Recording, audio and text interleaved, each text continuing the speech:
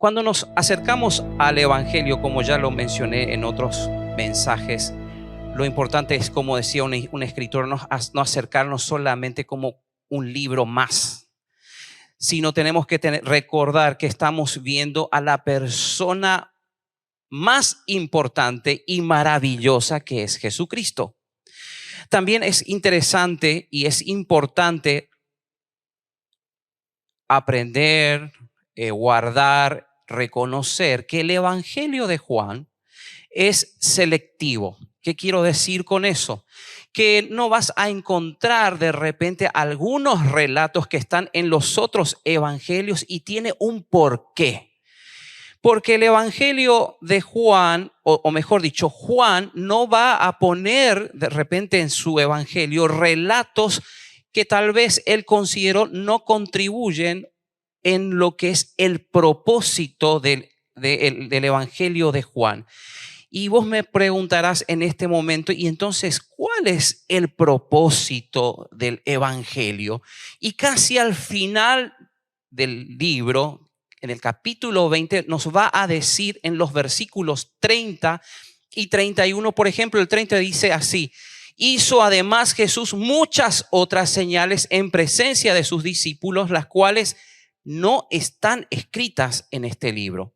Versículo 31, el propósito. Dice así: pero estas, las que él consideró importante escribir, contarnos, dice, pero estas se han escrito para que creáis que Jesús es el Cristo, el Hijo de Dios, y para que creyendo, dice, tengáis vida en su nombre.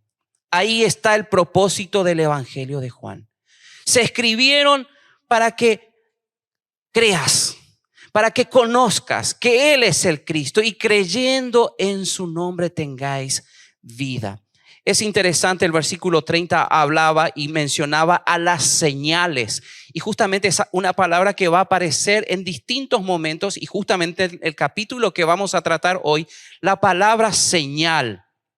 Nosotros hoy podríamos decir que señal es algo que nos va a identificar. Por ejemplo, las señales de tránsito nos van a decir algo.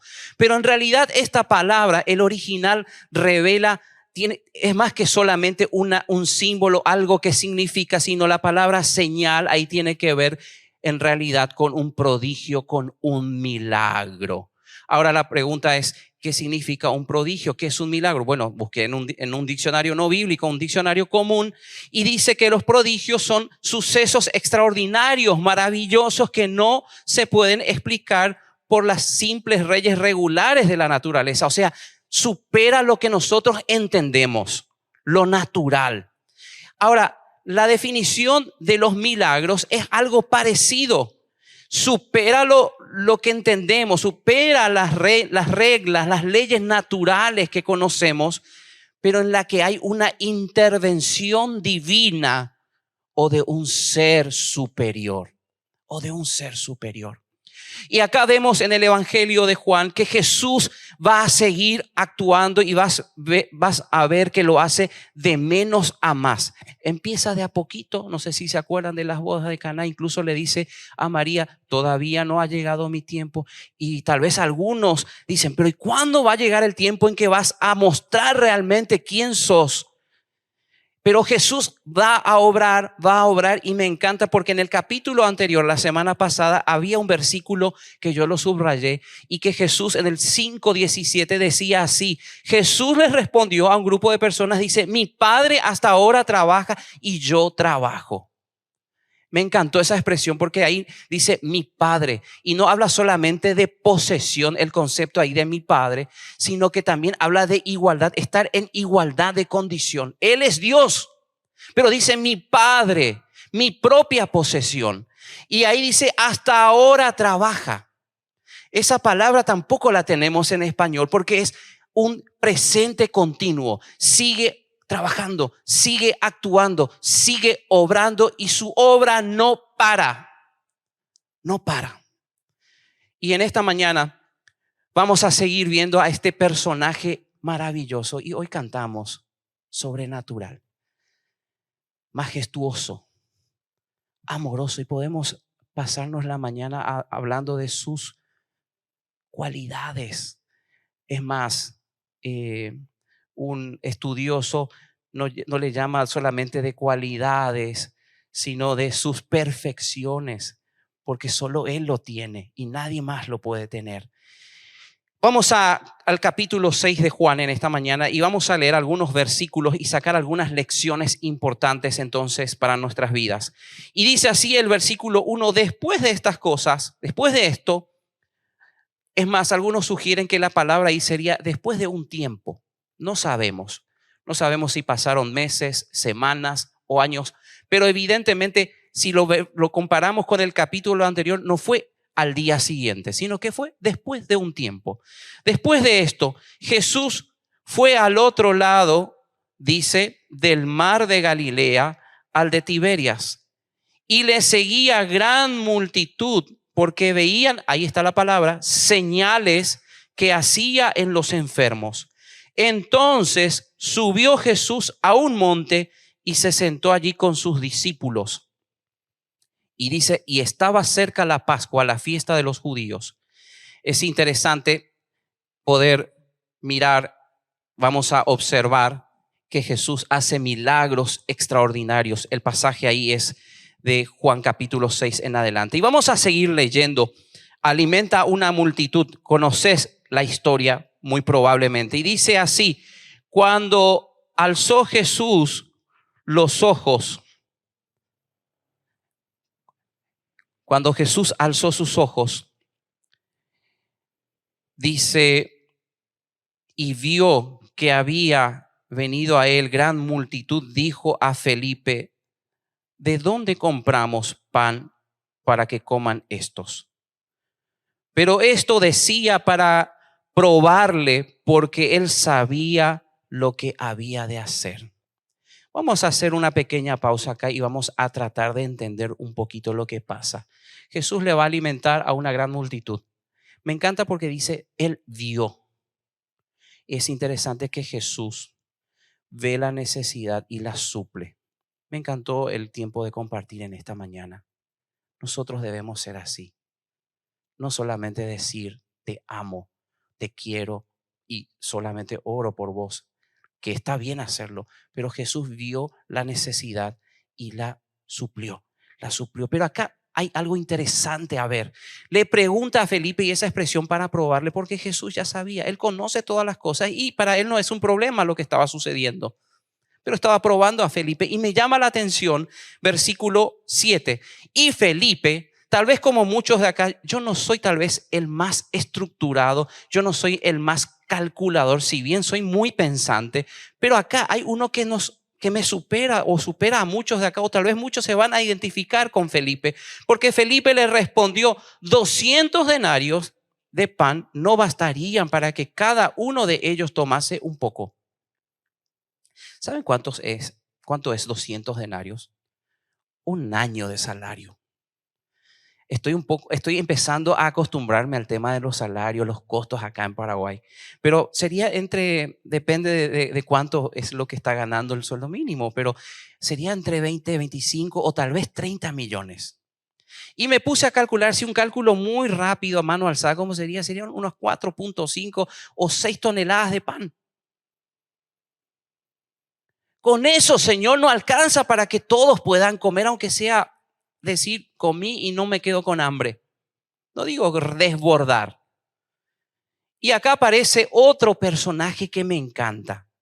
El texto va a decir, el versículo 8, uno de sus discípulos, Andrés, hermano de Simón Pedro, le dijo. Y justamente estamos en estos días pensando en la operación Andrés. ¿Quién era Andrés? Dice ahí el texto que era hermano de Pedro. ¿Y qué pasó con Andrés? Andrés era discípulo de Juan el Bautista al principio. Después tuvo un encuentro con Jesús y quedó cautivado con la persona de Jesús y empezó a seguir a Jesús.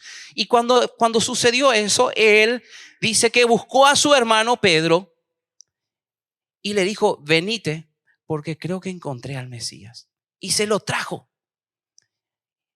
Qué espectacular ver a Andrés, un hombre que siempre conecta, que está cerca de las personas, que Vamos a seguir leyendo porque es emocionante el pasaje. Dice que estaba ahí Andrés, el hermano de Pedro, y dice él, aquí está un muchacho que tiene 5 panes de cebada y ¿qué? 2 peces, 2 pececillos más.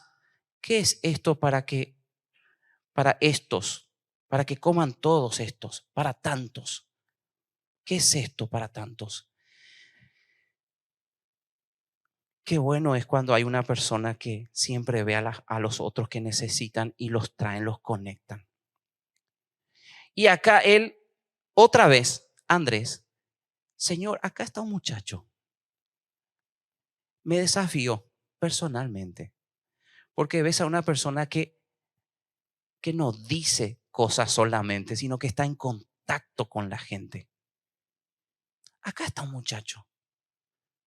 Y ya había hablado, había probablemente tenido una conversación con él. Mira, tiene 5 panes y 2 peces. Pero, ¿qué significa eso? ¿Qué es eso? Para todo lo que hay acá, la cantidad de gente.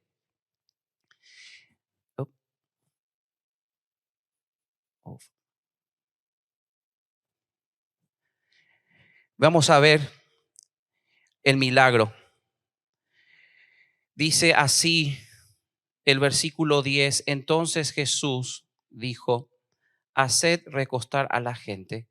Y había allí mucha hierba en aquel lugar y se recostaron como un número de 5,000 varones. Y tomó Jesús aquellos panes y habiendo dado gracias, los repartió entre los discípulos y los discípulos entre los que estaban recostados, asimismo de los peces. ¿Cuántos querían? Y cuando se hubieron saciado, dijo a sus discípulos, es interesante, recoged los pedazos que sobraron para que no se pierda nada. Recogieron pues y llenaron 12 cestas de pedazos a los que habían comido. 12 cestas de pedazos de los 5 panes de cebada que sobraron a los que habían comido. Es interesante ver acá, Jesús suple la necesidad de las personas, pero pensaba en este concepto. Cuando obra Dios, va mucho más allá de lo que yo pensaba.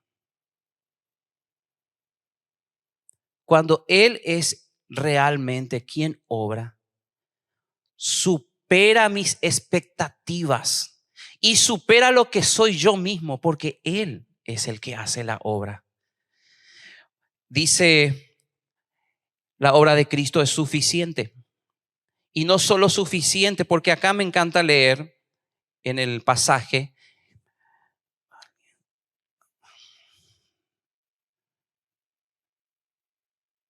perdón, voy a prescindir porque ahí se está teniendo problemas técnicos. El pasaje dice que ellos se hubieron saciado.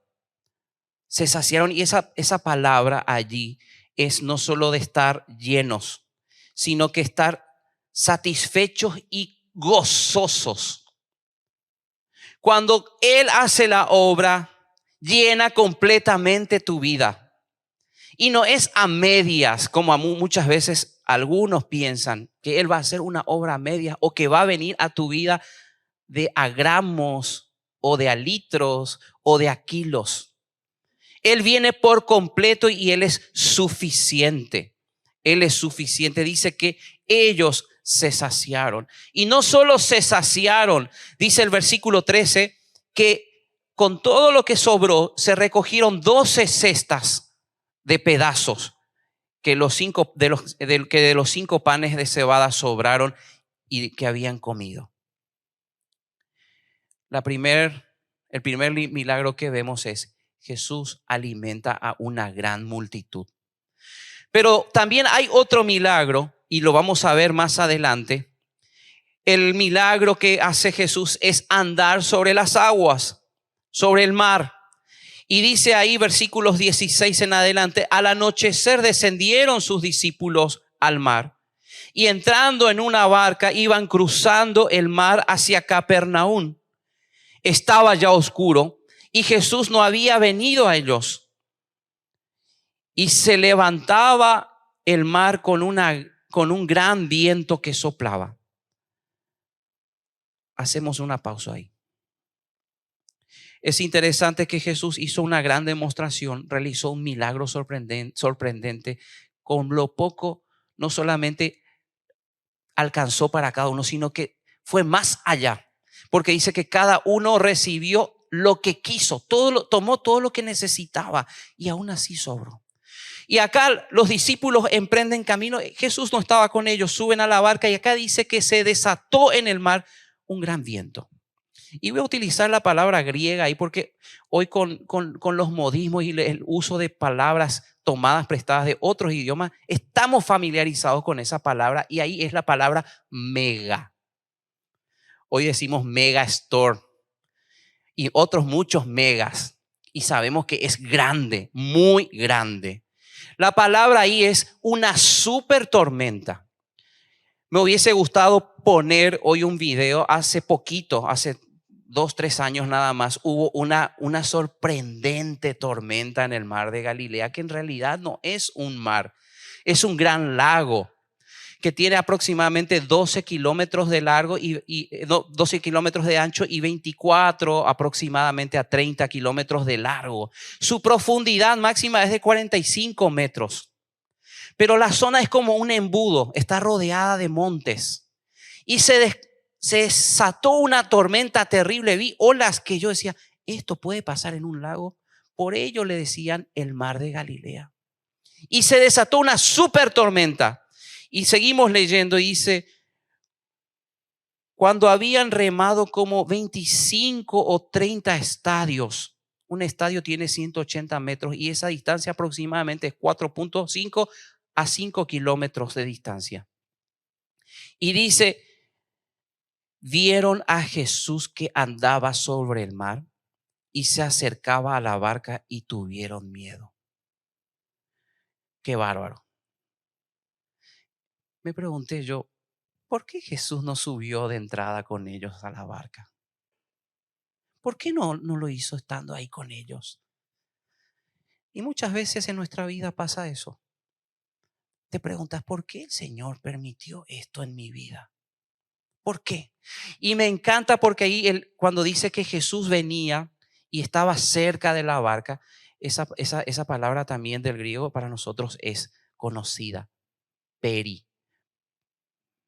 peripateo, estaba caminando ahí viene una palabra que usamos nosotros, perímetro, en las cercanías, estaba cerca, alrededor de la barca. Nunca estuvo lejos. Y tuvieron temor. Y acá es la parte que más me tocó. Porque ¿qué dice Jesús?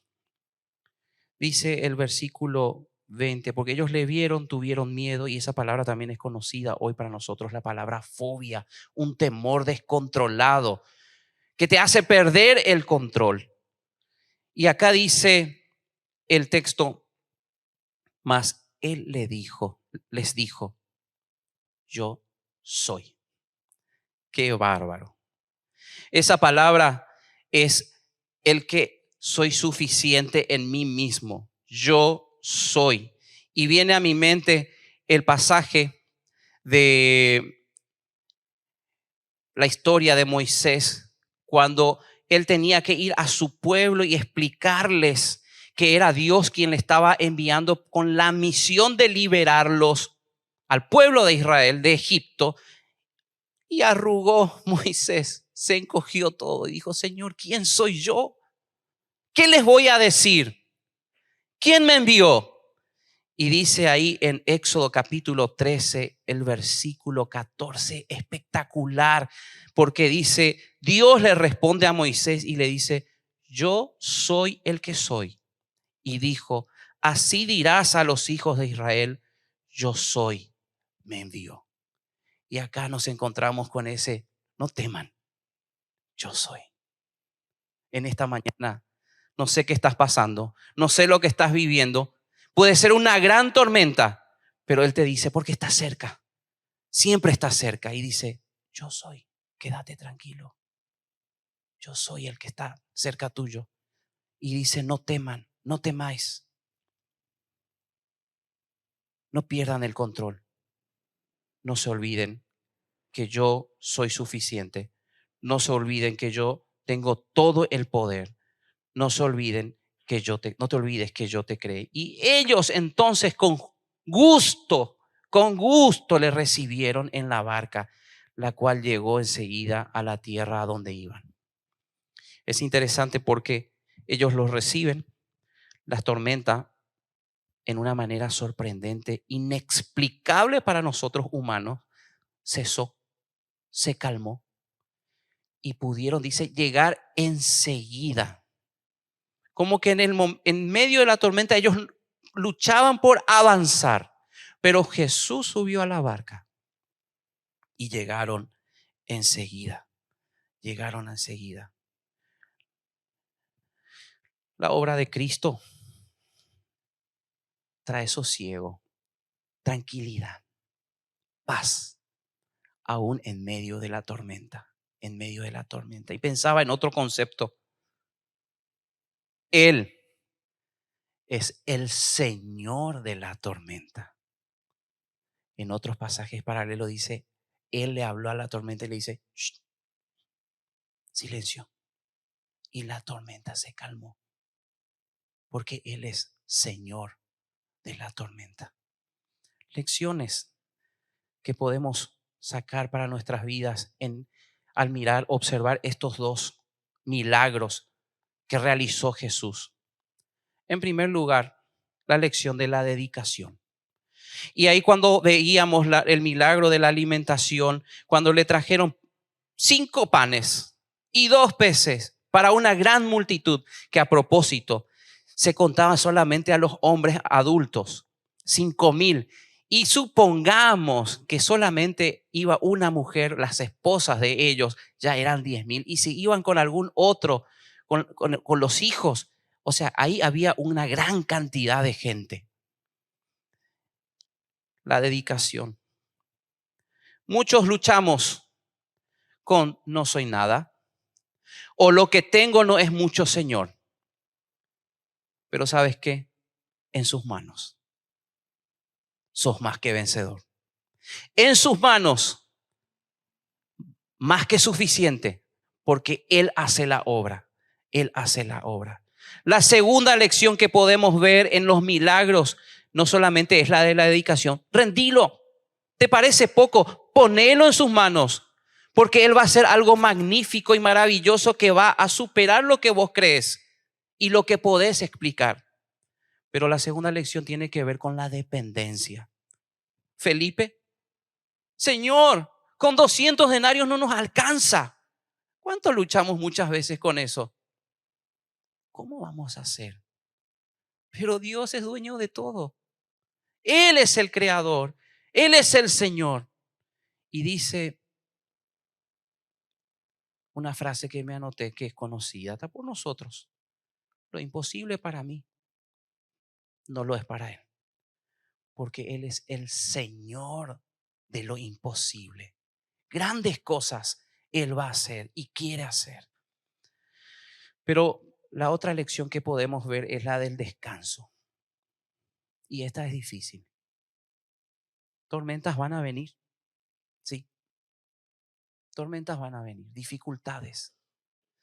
Tu fe, mi fe, va a ser probada y vamos a tambalear por momentos, pero no nos olvidemos. Él trae paz aún en medio de la tormenta, porque Él es el Señor de la tormenta. Vemos los milagros que hizo Jesús, maravillosos. Alimentó a una multitud,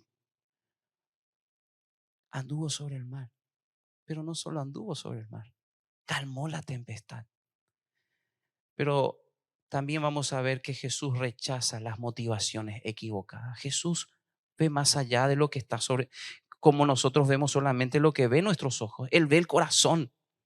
Y ahí va a suceder algunas cosas. Voy a volver un poco atrás con algunos versículos. Vamos a ver el versículo 15. Después de la alimentación, había gente con motivaciones erradas. Ellos no vieron lo que veía, la misión de Jesús. Ellos decían, llegó nuestro libertador y nos va a liberar del imperio romano. Y el versículo 15 dice, pero entendiendo Jesús, porque conoce todas las cosas, que iban a venir para apoderarse de él y hacerle rey, volvió a retirarse al monte solo. Y después de cruzar al otro lado, cuando ellos llegaron a su destino, después de pasar la tormenta, los discípulos en la barca, al otro lado vas a ver en el versículo 26 que Jesús va a confrontar a un grupo de gente que le sigue hasta ese lugar. Y dice así, respondió Jesús y les dijo, de cierto os digo que me buscáis no porque habéis visto las señales, sino porque comisteis el pan y os saciasteis. Gente con motivaciones equivocadas. No les bastó a ellos lo que Dios les mostró.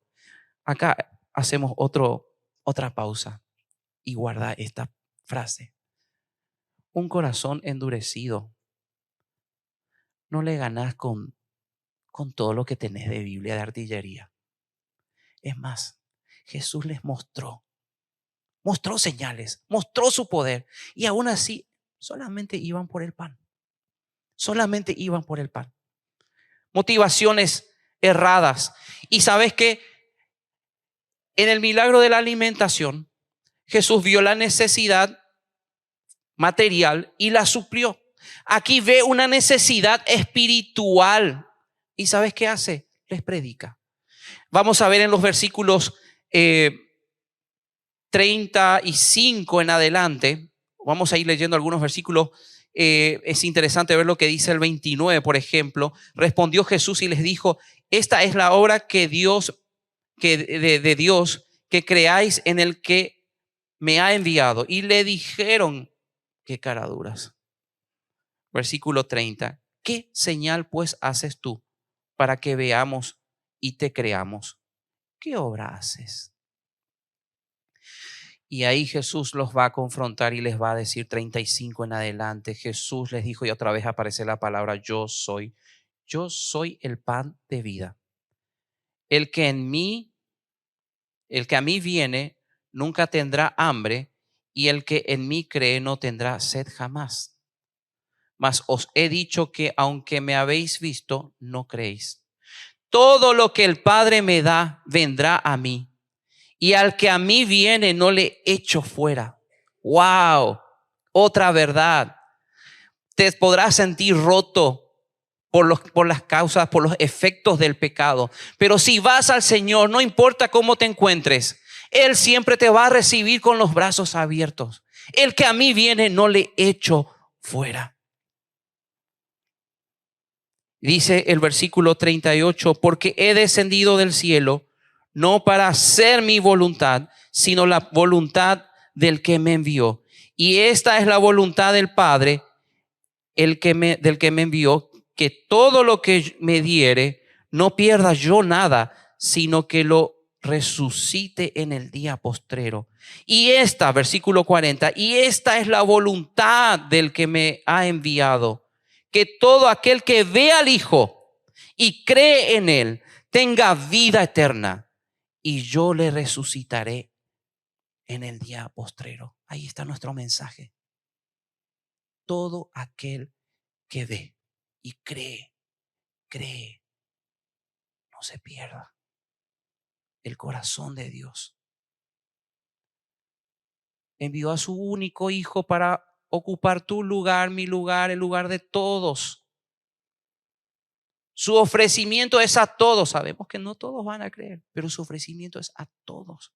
Y también vemos algo maravilloso, porque como dice un versículo, nosotros no somos como los que no tienen esperanza.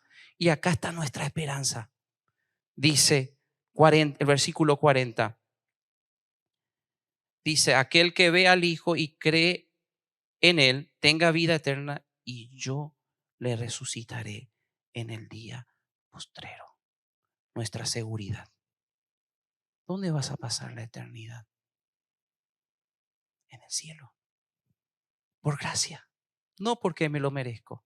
¿Temes a la muerte? No, ya no es como antes. Porque tengo seguridad.